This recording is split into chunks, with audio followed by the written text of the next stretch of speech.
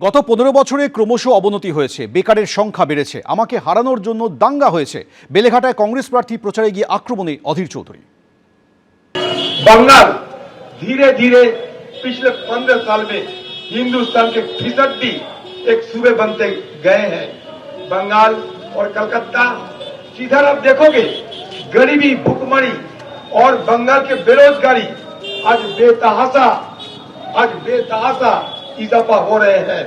और इसके चलते हमारे बेरोजगार नौजवानों की जिंदगी में त्राही मच चुके हैं। ना कोई काम, ना कोई धंधा, ना कोई कारोबार। बंगाल धीरे धीरे खत्म की और आगे बढ़ रहे हैं। इसके नेत्री ममता बनर्जी इनकी जवाब देना चाहिए। जब चुनाव आते हैं बस एक ही असला इन्हें इस्तेमाल करना आते हैं, वो की ध्रुवीकरण। मुझे हराने के लिए यहाँ तक कि दंगा भी फैले गए थे। एक राज्य के, एक सूबे के अगर मुख्यमंत्री इस तरीके की खुद दंगा फैलाने के काम करे एक चुनाव जीतने के लिए, तो आप सोच लीजिए कि बंगाल की हालत क्या हो सकते हैं। ভাঙড়ে বোমা উদ্ধারের তদন্ত এবার এনআইএ। ভাঙড়ে উত্তর কাশীপুর থানা এলাকায় প্রচুর বোমা উদ্ধার হয়, এবার তদন্তভার দেওয়া হলো এনআইএ কে। বিস্তারিত বলবেন রুমা পাল, টেলিফোনে রয়েছেন। রুমা, দেখো, জানিয়ে রাখি, দক্ষিণ চব্বিশ পরগনা উত্তর কাশীপুর থানার মাঝেরহাটে বোমা উদ্ধারের ঘটনায় কিন্তু এনআইএ তদন্তের নির্দেশ দিয়েছে এবং সেই নির্দেশ দেওয়া হয়েছে কেন্দ্রের স্বরাষ্ট্র মন্ত্রক থেকে। এবং জানিয়ে রাখি, পুলিশ গিয়ে সেখানে এটা পরিত্যক্ত বাড়ি থেকে প্রায় 79টি কাঁচা বোমা মতো জিনিস উদ্ধার করে এবং দক্ষিণ চব্বিশ পরগনার মাঝেরহাট এলাকার কাছে একটি ফাঁকা বাড়িতেই কিন্তু রাখা ছিল এবং এর পিছনে বড় কোনো ষড়যন্ত্র থাকতে পারে এবং তাই কেন্দ্রীয় সরকার এনআইএ তদন্তের নির্দেশ দিয়েছে, এমনটাই কিন্তু কমিশন জানিয়েছে, নির্বাচন কমিশন। এবং নির্বাচন কমিশন কিন্তু এটাও জানাচ্ছে যে দ্বিতীয় দফা নির্বাচনের আগে যেখানেই বোমা পাওয়া যাবে সেখানেই কিন্তু এনআইএ তদন্ত হবে, এমনটাই কিন্তু সিদ্ধান্ত নির্বাচন কমিশনের। এবং যেহেতু এই ধরনের বোমা উদ্ধার বা বোমা এই ধরনের পাওয়া যাচ্ছে, সেক্ষেত্রে কিন্তু খুবই সতর্ক কমিশন, কারণ দ্বিতীয় দফা নির্বাচন রয়েছে এবং সেক্ষেত্রে নির্বাচনের আগে একাধিক এই ধরনের ঘটনা ঘটতে পারে। সেই কারণেই কিন্তু এই ঘটনার পরিপ্রেক্ষিতে সেখানে এনআইএ তদন্তের নির্দেশ দেওয়া হয়েছে, গ্রেপ্তারিও হয়েছে। অন্যদিকে কোথাও দ্বিতীয় দফা নির্বাচনের আগে যদি কোনো বোমা পাওয়া যায়, সেক্ষেত্রে সেখানেও কিন্তু এনআইএ তদন্ত হবে, এমনটাই জানাচ্ছে কমিশন। ধন্যবাদ। দ্বিতীয় দফার ভোটের আগে প্রচারে উত্তরপাড়ার বিজেপি প্রার্থী দীপাঞ্জন চক্রবর্তী।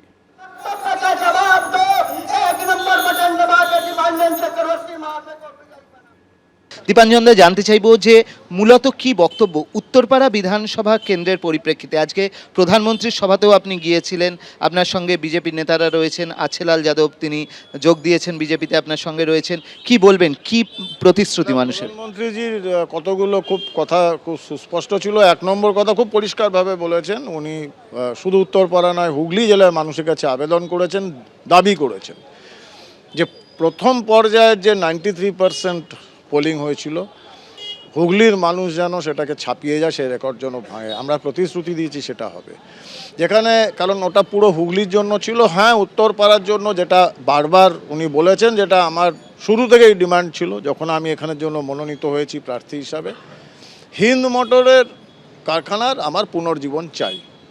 একটা বাংলা নয়, ভারতের গর্বের ওটা কবরখানা হয়ে গেছে, শ্মশান স্তূপ হয়ে গেছে।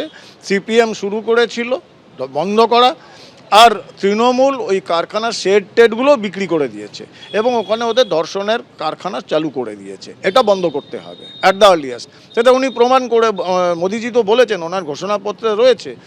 আজকে ওনার সঙ্গে আমার কথাও হয়েছে এই ব্যাপারে। আমরা নিশ্চিতভাবে বিশ্বাস করি যেখানে শিল্প তালুক হবেই এই বিশাল জমিতে, এবং আগামী 1 বছরের মধ্যে সেই শিল্প তালুকে উত্তরপাড়ার প্রথম একজন যোগ্য শিক্ষিত যুবক, চাকরি বিক্রি করতে দেবো না, এখানে পার্থ চট্টোপাধ্যায়ের জায়গা নেই, এবং একজন শিক্ষিত যুবতী, তাদের হাতে অ্যাপয়েন্টমেন্ট লেটারটা মোদিজি দেবেন। উনি বলেছেন আমি আসবো, এটা উনি প্রমিস করেছেন আমার। এখানে পুলিশকে শেখাতে হবে যে আপনারা সংবিধানের আইন মানুন, শাসকের আইন নয়। এবং আমি যদি জনপ্রতিনিধি হই, যতদিন থাকবো, আমার কাছ থেকে একটাও ফোন পুলিশ পাবে না যদি আমার দলের কোনো কর্মী যদি অসাধু বা অসামাজিক কাজে যুক্ত হয়। আপনি আইন অনুযায়ী ব্যবস্থা নেন, কিন্তু আপনারা পুলিশের লোক যদি আপনারা সিন্ডিকেট রাজ বা তোলামূল গুন্ডা এই সমস্তর মধ্যে ঢুকে যাবেন, আপনাদের আইন শেখাতে আমি বাধ্য। এবিপি আনন্দ, এগিয়ে থাকে, এগিয়ে রাখে।